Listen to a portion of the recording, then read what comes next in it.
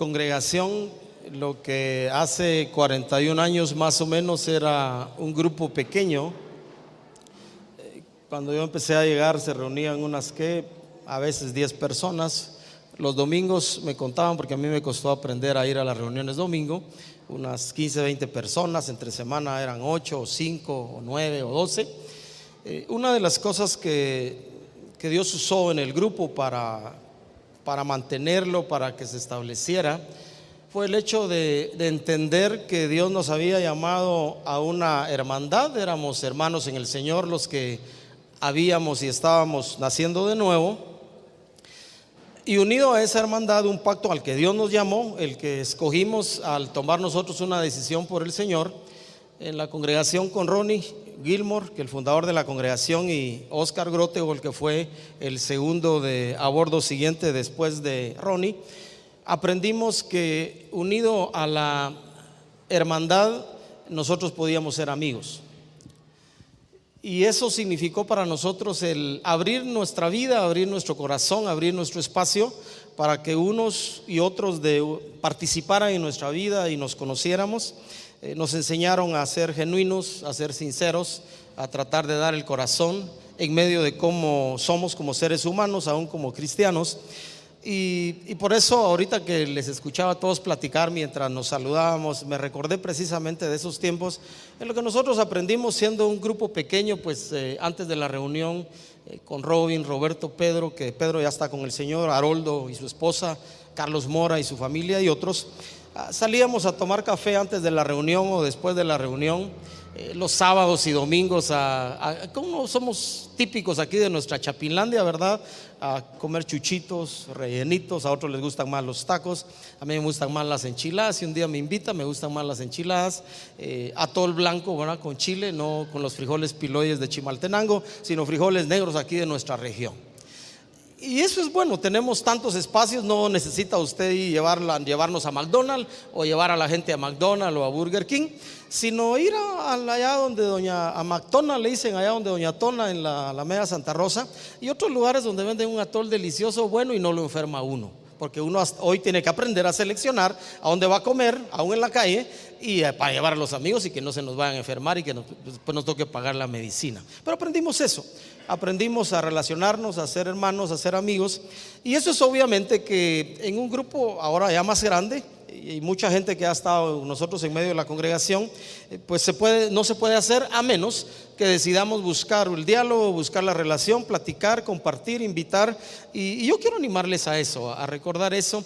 Qué bueno es saber que aunque somos hermanos en la fe, porque Dios, la obra de Jesús en la cruz nos unió en este pacto, también podemos ser amigos y tratar de ser amigos de verdad. La Biblia enseña, hablando de la amistad, no se preocupe de los niños que lloran. Usted no llore nada más hoy.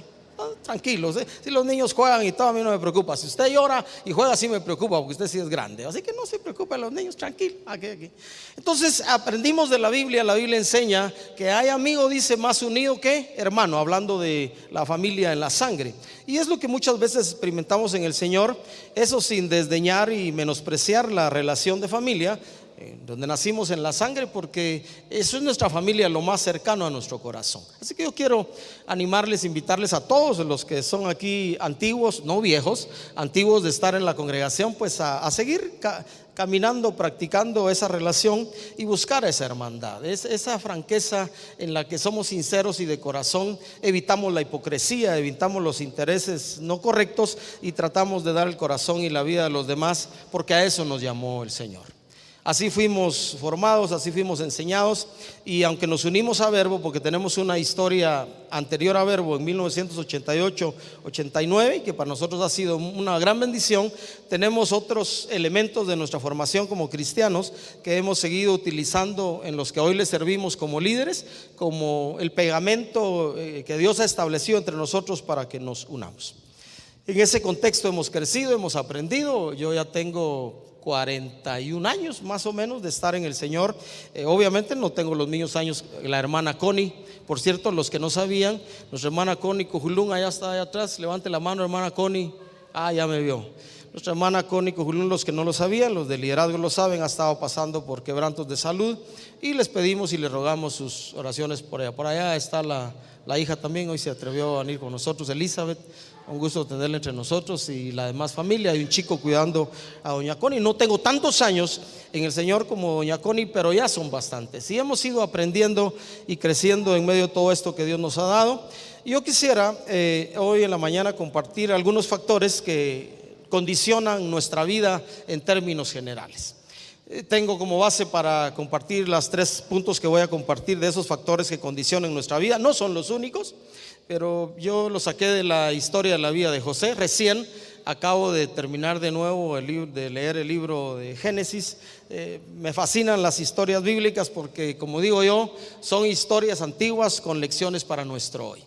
Y la misma Biblia dice en el Nuevo Testamento que todo lo que se escribió para ejemplo para nosotros. Así que de la escritura, de la palabra, nosotros podemos sacar esos principios, esos elementos que hombres y mujeres de Dios, chicos y grandes, utilizaron para crecer en la vida y cumplir el destino para el que Dios los llamó. Y la primera cosa que quisiera mencionar en cuanto a esos factores que condicionan nuestra vida es el hecho de que algo que marca nuestra vida para siempre es el contexto en el que nacemos y en el que crecemos. Los estudiosos de la conducta humana se han puesto de acuerdo ya por muchos años para decir que la identidad básica de nosotros como seres humanos se forma desde que estamos en el vientre de nuestra madre hasta los 5 años. Allí recibimos la identidad básica. Por supuesto, después de eso, ahora muchos años antes, ¿verdad? En aquel tiempo cuando yo crecí, a los 7 años entré a primero primaria. No me pasaron por pre no sé qué y preludio de no sé qué y pre no sé cuánto. No tengo tantos diplomas como algunos chicos que le dan su diploma de presala cuna, ¿va? Algunos niños, hoy los tengo mi familiar, mi sobrino, que los dos trabajan en la misma empresa y ellos, el chico de 3 años lo pusieron a la escuela, ya tienen el segundo.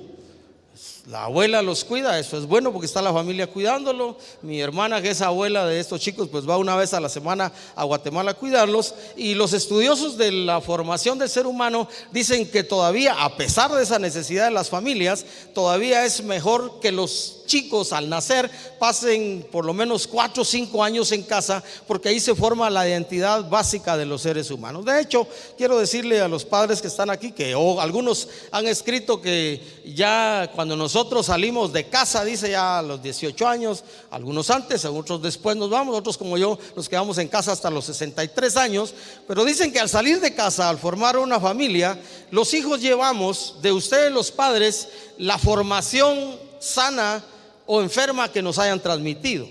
Y en ese sentido yo quiero recordar a ustedes por lo menos uno de nuestros dichos chapines, ¿verdad? De tal palo, vieron que sí saben la Biblia.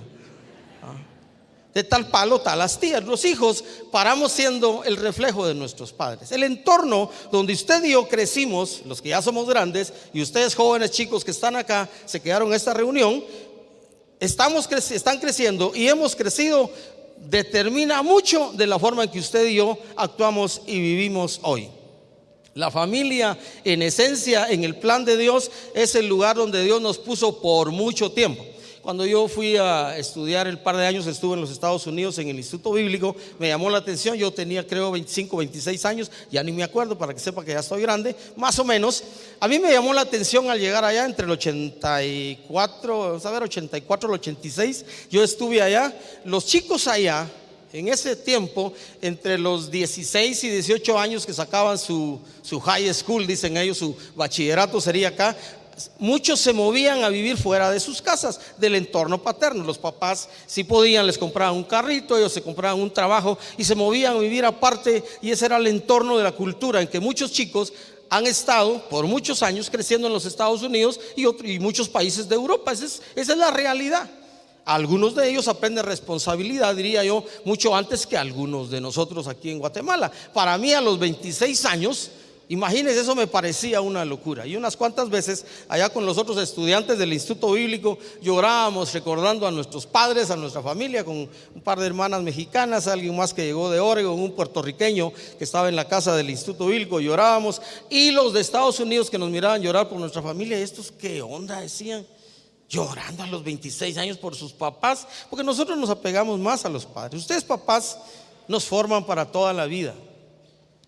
Y la vida de José en ese sentido fue así. Cuando usted va al libro de Génesis, capítulo 37,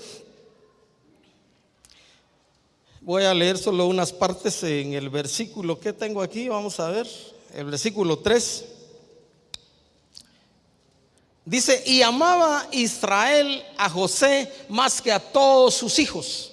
La razón, dice, porque lo había tenido en su vejez. Y como lo amaba, le hizo una túnica de muchos colores, ¿verdad? Versículo 4, entorno bueno, entorno de afecto, entorno de cariño. Lo único que José creció en una familia grande. Estaban con él los otros 11 que llegaron a ser patriarcas de las tribus de Israel, y había otros hermanos que también relata la Biblia. Y dice el versículo 4, sus hermanos, por causa de eso, dice que le aborrecían y no podían hablarle pacíficamente. El entorno si usted es hijo único en casa, alégrese. Digo yo me alegro siendo el quinto de 8 hermanos. Los grandes me pegaron y yo le pegué a los menores. Porque eso pasa en la familia. Los grandes se aprovechan de uno porque ni modo, son grandes. Y yo, en lo que pude, mis 3 hermanas menores, principalmente Ofe, que algunos de ustedes conocen, yo me aproveché de ella. Y el problema con Ofe, se lo puedo contar con libertad, no se lo diga por favor, aunque esto está siendo grabado, era que ella creía que me podía ganar a mí. Entonces yo me tomé la libertad de pescocearla unas cuantas veces. Y como ella de verdad creía que podía ganarme, no sé de dónde sacó ese instinto que hay en la mujer, ¿verdad? De querer. Ustedes saben de qué estoy hablando, ¿verdad? Entonces yo una vez me subí mis rodillas sobre sus sienes, ¿verdad? Aquí. Y hasta que dije, estás tranquila, ya te diste cuenta que no puedes. Yo no quería pegarle, yo no quería ser duro con ella, pero ella se empeñaba en sacarme el quique que yo tenía adentro. Pero ese entorno nos forma. Por supuesto, mi hermana Esther, ella se casó de 15, 16 años, entonces no tuve la oportunidad de compartir mucho con ella. Pero luego Marco Tulio fue mi hermano. Muchas veces yo quise ser como él, después ya no quise ser como él, quise ser mejor, hablando de jugar fútbol. Y luego estaba Ana Matilde y Yolanda, la que ustedes saben que es monjita, y ellos formaron mi vida para siempre. Es bueno crecer en una familia grande. Mi padre, un día yo le pregunté, mire papi, le dije yo, en esos tiempos de crisis de mi vida, yo le dije, mire papi, ¿por qué no tuvo mejor solo 4 hijos y yo no hubiera nacido? ¿Sabes? Porque uno es un ingrato, bueno, yo, ¿verdad? No, los hijos no. Yo soy un ingrato. Ustedes hijos no. Le dije, papi, ¿por qué no mejor tuvo solo 4 hijos y yo no hubiera nacido? Y él me dijo, no hombre, mira, me dijo, tengo 8 y ya nos estamos quedando solos. Vaya que tuve 8, me dijo. Él lo que quería era compañía, para no estar solo con mi mamá. Vivieron 57 años juntos. Pero la familia nos marca para toda la vida. Mire, crecer en un entorno de amor, de cariño y a la vez de disciplina y restricciones en lo que es necesario nos ayuda bien, aunque los hijos a veces nos ponemos rebeldes y cuando ya sacamos cédula, decíamos antes, ahora DPI, acordate que ya tengo 18 años. Sí, pues, y eso ya le da a uno derecho a hacer cualquier barbaridad en la casa, ¿verdad? Uno de hijo, yo por lo menos fuera de onda en ese tiempo. Usted llega un tiempo de hijo, a mí me ocurrió, no sé si le pasó a usted, que yo dije, ese mi papá no le atina, esa mi mamá no le atina. No, de verdad no le atina. Es más, imagínense, yo tonto, porque no puedo decir, perdone que me diga eso a mí mismo, aunque soy un hijo de Dios, tonto en ese tiempo, porque yo pensé, como había estudiado más que ellos, que era mejor que ellos. Usted imagínense qué tontería, no sé si le pasó, pero a mí sí. Hasta que un día caí en la cuenta que mi papá era mi papá y mi mamá y punto. Sabiamente Dios me puso en ese lugar y formó mi vida para siempre. Mucho de lo que soy, y Dios me lo dijo en una ocasión, se lo debo a mi madre particularmente y a mi padre. mucho de lo que tengo. El viernes que compartíamos en una iglesia en el hogar, les decía al grupo que estaba aquí en la cúpula de algunas cosas que yo recuerdo de mi padre, hablando de su deseo de invertir en el municipio de Ciudad Vieja, donde él vivió, donde él nació, creo, y donde él creció. Cuando uno de mis tíos, el único tío, hermano varón de mi papá, fue alcalde de Ciudad Vieja, a él le gustaba mucho decir que cuando iban a Guatemala, y en ese tiempo solo daban viáticos porque los que eran de las corporaciones municipales no tenían sus dietas por reuniones, él decía: yo ni siquiera recibo los viáticos porque yo quiero servir a mi municipio. Yo pensaba pues que reciban los viáticos por lo menos, pues si va a ser algo del municipio. Pero es una de las cosas que marcó mi vida, hablando de invertir en mi municipio, invertir en esta nación que es mi país, porque la familia nos marca para siempre, para bien o para mal, el contexto en que crecemos. Usted y yo hoy somos el reflejo y resultado de la inversión de papá y mamá, y si tiene muchos hermanos, de los hermanos también. No escogemos de niños el entorno, ni siquiera la familia donde nacimos, y las primeras disposiciones de nuestro corazón están marcadas por eso. Y a medida que crecemos y vamos a la escuela, 4 años, ahora 6, 8, viene la influencia de los maestros, que para muchos de nosotros llega el momento en el que dicen: no, mi maestro, mi maestra dijo así, y papá y mamá no tienen razón. No sé si le ha pasado con sus hijos, pero la maestra dijo sí, así es, y punto, y no me lo cambies, ¿verdad? Y ya viene la época, crecemos 12, 15 años, empezamos a desarrollar criterio, llega la adolescencia, que algunos se llaman la época de la rebeldía. Los estudiosos de la conducta dicen que es la época de desarrollar criterio, y por eso es que los chicos ya se atreven, o nos atrevimos, yo en mi edad, a decirle algunas cosas a mi mamá principalmente, y a mi papá sí se podía. Con mi papá no se podía, porque yo le decía algo a él que quería ayudarlo, ahí me arreglaba, me ponía las peras a 4, no tenía que buscarle 3 pies al gato, y se ajustaba. Con mi mamá no.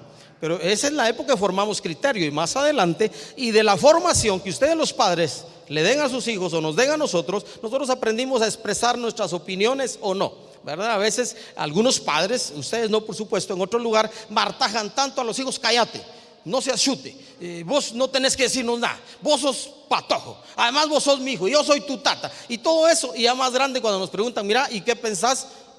¿Para qué va a ser uno chute? Y además uno es patojo y siempre hijo, entonces mejor ya no dice nada. Y dice uno: ¿ahora para qué? Por eso hay que tener mucho cuidado, digo yo. No tengo el privilegio de ser padre, he ayudado a muchos chicos, me fascinan los chicos ahora desde bebés, antes me gustaban de más grandes, cuando yo podía hablar con ellos. Pero esa es la formación de nuestra vida. José fue marcado por su padre para siempre. Por supuesto, su madre murió él siendo un chico, cuando nació Benjamín. Tuvo un hermano menor, y allá le tocó el pasar la escuela de la vida en casa, y hasta los 17 años más o menos estuvo en casa, porque luego vino el segundo factor que condiciona nuestra vida, que tiene que ver con la forma en que usted y yo enfrentamos las adversidades.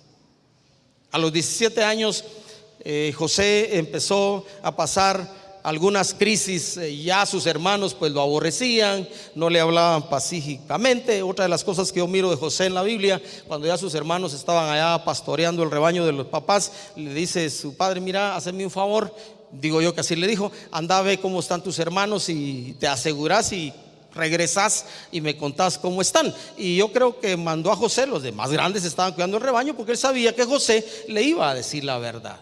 Entonces aquellos aprovecharon, hablando ya de adversidades, aprovecharon el momento que el soñador, ahí viene el soñador, y creo que para acabarle de ajustar, la Biblia dice que llevaba la túnica que su padre le había regalado, que esa fue la que le regresaron manchada de sangre, con toda la historia que se inventaron después, que decidieron al fin no matarlo. Pero luego uno de los hermanos dijo: ¿para qué lo vamos a matar? Mucha mejor hagamos negocio y vendámoslo. Y le sacaron un poquito de dinero, 20 piezas de plata dice que le dieron los madianitas por él. La adversidad, que es otra cosa que marca nuestra vida para siempre. Aquí escribí algo de un Víctor Frank, algunos han oído de él en la universidad. Víctor Frank dice esto, hablando de las circunstancias de la vida: la última de las libertades humanas es escoger la actitud de uno en cualquier clase de circunstancia. La última, dice él, hablando en su escrito que tiene por ahí, de las libertades humanas es escoger uno personalmente cómo va a reaccionar, qué actitud va a tener y qué reacción o acciones va a hacer delante de cualquier circunstancia. Y a José le tocó tomar decisiones desde los 17 años. Algunos estudiosos de la Biblia dicen que uno de los errores que cometió José fue contar sus sueños. Porque, aparte de la túnica, la Biblia lo dice, entonces no podemos dudar de que ciertamente el padre lo amaba más que a sus hermanos. Le regala una túnica y de alguna manera los hermanos vieron ese favoritismo, preferencia, lo que haya sido. Y José tiene que tomar la decisión a los 17 años de cómo va a reaccionar ante todo.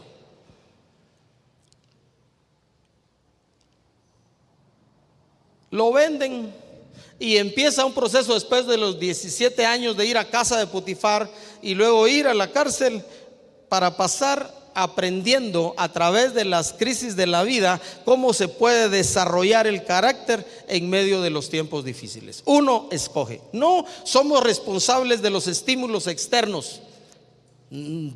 Hay problemas en los que nos metemos, hay otros problemas en los que nos meten, y siempre la respuesta será nuestra, de tal manera que no podemos echarle la culpa a las acciones o actitudes de los demás de nuestras respuestas ante la vida. Por supuesto que es una buena razón y una buena excusa para decir: es que por eso yo me equivoqué, por eso yo hice tal cosa, es que los demás hicieron tal cosa. Pero eso al final de cuentas para siendo una falta de carácter, una debilidad en el carácter, porque uno debiera, a pesar de las circunstancias, decidir aprender. En Génesis 37, 19 al 20 está está cuando sus hermanos lo miran a llegar allá. Ellos no sabían, iba de parte de su padre, a él lo enviaron, ¿verdad? No era que él era chute, era que él quería cumplir con la responsabilidad de su padre. Llega allá con sus hermanos, al fin los ubica, y el 19 dice: he aquí viene el soñador. Y luego dicen: venid y matémosle, y diremos: alguna mala bestia lo devoró.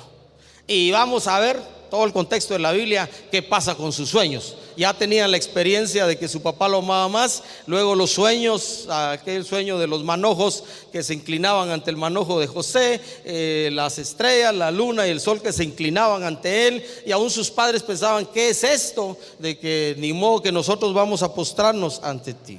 La prueba nos aprueba o nos desaprueba. Y en lugar de matarlo, ahí interviene el primogénito: no lo matemos. Lo meten a una cisterna, se va Rubén. Cuando no está Rubén, ellos deciden sacarlo de la cisterna y lo venden a los madianitas. 37, 28 de Génesis, por 20 piezas de plata. José, creo yo, de alguna manera había entendido que su vida era parte de toda una historia. Creo yo que seguramente había escuchado de su padre las historias de su abuelo y de su bisabuelo, Abraham, Isaac y su padre Jacob.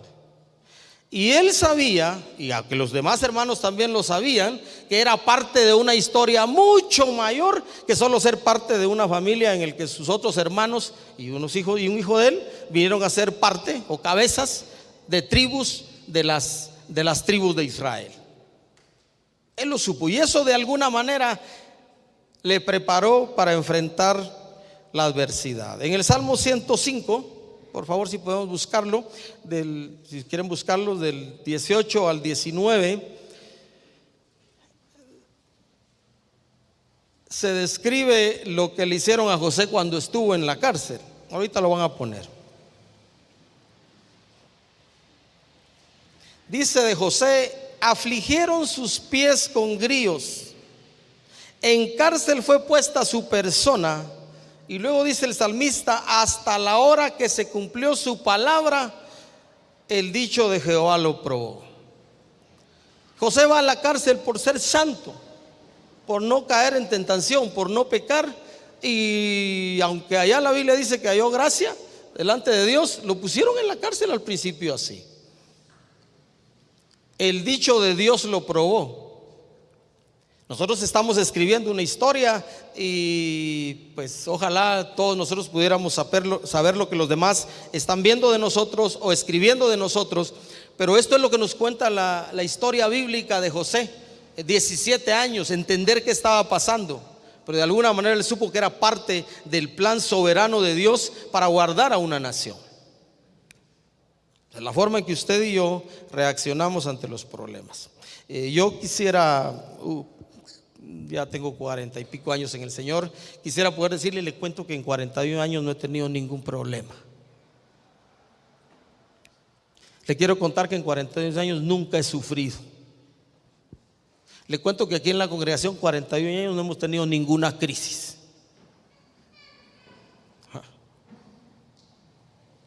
Y no se lo puedo decir porque no ha sido así. Es más, buscar a Dios en mi caso, en mi familia, me representó más crisis.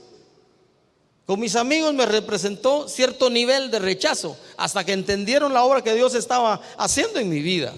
No fue fácil. Nos dieron 6 meses en Ciudad Vieja, 1 año. Pues año y medio, y va a ver qué pasa con ellos, hablando de nosotros los que estamos empezando a venir al grupo. Y ya pasaron 40 años. Y todos los que en ese tiempo llegamos a la congregación, ahí estamos caminando en el Señor. Dios nos ha llamado a servirle. Y hemos tenido que pagar un precio en la familia, en la ciudad y también en la vida de iglesia, porque quisiera creer, pero no se lo puedo decir, las primeras veces, 2, 3 veces que yo leí la Biblia, yo me hice de ustedes como iglesia local. Quiero decir ustedes porque ahora son parte de la iglesia local en que Dios me llamó a servir. Yo me hice de ustedes en aquel tiempo, del grupo pequeño, a medida que creció, un ideal. Puse a toda la congregación y puse a mis líderes en un pedestal. Yo los puse, Dios no los puso. Y de ese pedestal, porque era mi pedestal, se me cayó mi familia en el Señor, se me cayó el liderazgo en la forma que yo lo concebí, y también mi familia. Yo pensé que mi familia iba a estar feliz, iba a aplaudir los cambios de mi vida. No fue así. Tuve que entender lo que la Biblia decía, que los que quieren vivir piadosamente padecerán persecución. Pero después de 40 años le puedo decir, valió la pena, porque esa escuela de la adversidad formó mi corazón y formó mi carácter hasta hoy. Y a una iglesia local como esta no venimos los santos. ¿Cuántos aquí son santos? Amén. ¿Cuántos aquí son santos? Hay bastantes. Así nos llama la Biblia. ¿Qué tal que nos empezamos a saludar? ¿Qué tal San Gerardo? San Leonel, Santa Juanita, San Rolando Texmal. Yo me recuerdo cuando hace años algunos de los jóvenes empecé a saludarlos así, ¿va? ¿Qué tal Santa? No sé, y se reían, ¿va? Y digo, ¿por qué te reís? Si es lo que la Biblia dice, somos santos, somos apartados, escogidos, seleccionados de parte de Dios dentro de la humanidad para ser sus hijos. La santificación es un proceso, pero la santidad es algo que Dios nos otorga, es una posición que tenemos en Él. Y el reto de la Biblia es ser santos como Él es santo. Pero en la iglesia local llegamos la gente que reconocemos nuestra necesidad de Dios y queremos aprender de Él. Y muchas veces en la vida de la iglesia local, como no oculta las cartas del Nuevo Testamento, la gente que cree pasa crisis y pasa problemas. Recuerdo así rápidamente. Dice Pablo de los de Corinto: de cierto se oye que entre ustedes hay divisiones. Una congregación, una iglesia local que en el contexto bíblico dice fue enriquecida en todos los dones y nada les faltaba. Carismáticos al máximo. Lenguas, interpretación, profecía, discernimiento, todo lo que usted puede concebir como los 9 dones del Espíritu y más. Sin embargo, les dice Pablo, ustedes tienen división. ¿Y por qué se estaban peleando? Porque habían grupos, se habían formado 4 grupos en esa iglesia local. Unos decían, no, yo sigo a Pablo, él fundó la congregación. Otros decían, no, yo soy de Apolos, excelente para enseñar. Y otros, no, yo Pedro, porque a él, digo yo, sus argumentos no sé, a él le dio Jesús las llaves del reino, abrir el evangelio, la verdad de Dios a judíos y a gentiles. Y otros más espirituales, digo yo, los más conflictivos desde mi punto de vista, ni Pedro, ni Apolos, ni Pablo, nosotros somos de Cristo. Y les empieza a decir, ustedes viviendo así, y más adelante les dice, se pelean entre ustedes, tienen crisis, tienen problemas, y en lugar de buscar solución entre los hermanos, se van a los juzgados. lo voy a demandar vos. Ya hasta aquí me llegó, ¿eh? Eso hacían los de Corinto. Aquí no he sabido todavía, no saber nunca que alguien nos demande. No, dice, miren, en lugar de ir a los jueces y a los tribunales, llamen a alguien. Pablo lo pone de esta manera: al de menor estima entre ustedes, y que los ayude a solucionar sus problemas, porque si no son carnales, les dice, y andan como hombres. Y ahí para arriba, si usted quiere, podemos ver la gran cantidad de iglesias locales que fundó Pablo y otros lugares, y se va a dar cuenta que los creyentes tuvieron problemas. Pero la primera vez, segunda vez y no sé si tercera vez que yo leí la Biblia, pasé esos lugares de noche, y entonces hice de todos ustedes un pedestal, hasta que me di cuenta que no estaban en un pedestal. Son hijos de Dios, lavados con la sangre de Jesús, en proceso igual que yo de caminar en el Señor, y lo que Dios me llamó a mí fue a servirles a ustedes, y ahí no más, a hacer lo mejor que puedo como parte de mi llamado, y con eso estaré contento, que Dios me diga, lo hiciste bien. Y de por medio 41 años de estar creciendo y creciendo y creciendo y creciendo, y todavía falta más, digo yo, si es que Dios me permite vivir todo este 2020 y lo que viene. Recuerdo a Víctor Frank: aunque vengan las crisis de la vida, la última de las libertades humanas es escoger uno la actitud con lo que va a enfrentar las circunstancias que vengan a la vida. Porque nuestra familia nos condiciona, el entorno que crecimos, también las adversidades, y la última cosa que condiciona nuestra vida de una manera tremendísima, y que quiero animarlo a considerar, es el lugar que Dios ocupa en nuestra vida. Y estoy hablando a la gran mayoría de ustedes, digo yo, ojalá todos, que ya nacieron de nuevo. Porque ser cristianos, o nacidos de nuevo, o evangélicos, o como usted quiera llamarse, que se vale, no garantiza nuestra mejor reacción, nuestra mejor actitud ante las situaciones de la vida. Ustedes y yo, aunque decimos que Dios está en control de todo, ustedes y yo, cada momento de la vida escogemos si hacemos lo bueno, o hacemos lo bueno, o hacemos lo bueno, o tomamos otro camino. Ahí Dios le va a dirigir, ahí Dios le va a enseñar, ahí Dios le va a guiar, pero usted va a escoger y usted va a decidir.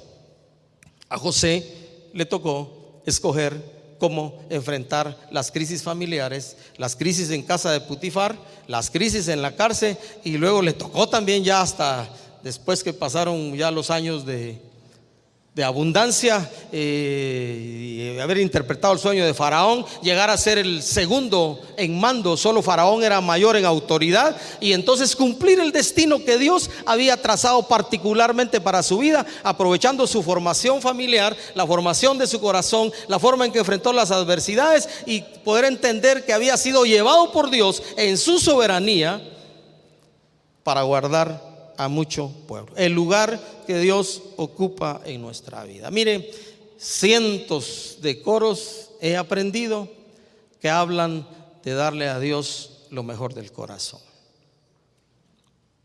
Una belleza de canciones que nos comprometen a vivir para Dios. El lugar que Dios ocupa en nuestra vida es determinante para las actitudes, acciones, reacciones que tomamos. Si nosotros le hemos cedido a Jesús el trono de nuestro corazón y Él es el Señor de nuestra vida, entonces nos será fácil obedecerle en toda circunstancia, aunque eso nos cueste algunas cosas, y se pagará un precio. Necesitamos comprometernos cada momento de la vida a vivir bajo el señorío de Jesús y entender lo que ya es una realidad para nosotros, y lo sabemos por muchos años. El mayor de los mandamientos es ¿qué?